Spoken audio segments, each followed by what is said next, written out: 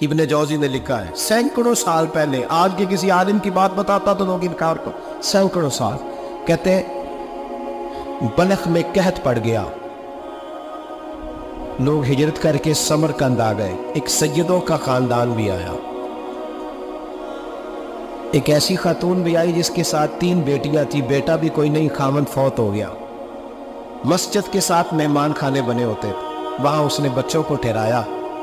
اور نکلی سمرقند میں کہ کوئی آدمی مل جائے، تو وہ سیٹھ صاحب چودھری صاحب کہنے لگے مجھے کیسے پتا چلے گا تو سید ہے،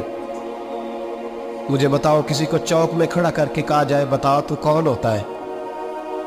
اس شخص کا کیا اشر ہوتا ہے، کیا حال ہوتا ہے، کہا کیسے پتا چلے گا؟ تو سید زادی نے اپنا پلو کھولا اور اپنے آنسو دونوں آنکھوں سے صاف کیے تو کہنے لگی اللہ تیرا بھلا کرے، میں ثابت نہیں کر سکتی کہ میں حضور کا خاندان، میرے پاس کوئی دلیل نہیں، میں نہیں بتا سکتی، چل ٹھیک ہے، چلی گئی۔ کسی نے بتایا کہ یہاں کوئی یہودی بھی رہتا ہے، وہ بڑا سخی ہے، یا آتش پرست ہے، یا پارسی ہے کافر غیر، سخی بڑا ہے، اس کے پاس گئی، بیٹھی رہی، لوگ بیٹھے تھے، جب چلے گئے تو قریب گئی، کہنے لگی مجبور ہوں، پریشان ہوں، غریب نہیں ہوں،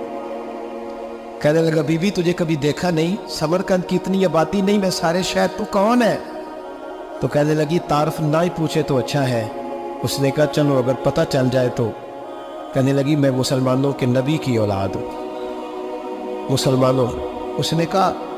پیغمبر خدا کی اولاد، اٹھ کے کھڑا ہو گیا، بی بی کو ساتھ لیا، گھر گیا،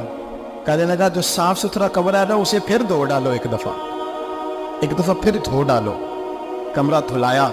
صاف کرایا، پھر کہنے لگا بی بی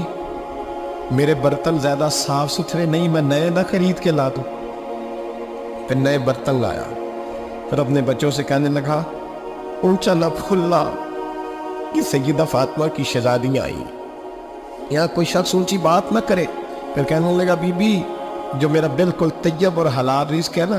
یہ اس میں سے لنگر ہے، لیکن چونکہ میں غیب مسلم ہوں، مجھے سلیقے نہیں آتے،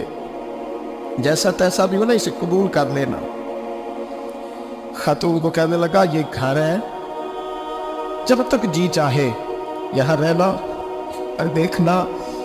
ہو سکے تو رات اپنے نبی سے سفارش کرنا، میرا بھی کوئی مسئلہ، میری بھی کوئی قبولیت کہیں ہو جائے۔ وہ مسلمان کہلانے والا رات کو سویا، کہتے جنت سجی ہوئی ہے، لوگ جنت Comment میں for the جا next رہے ہیں، part.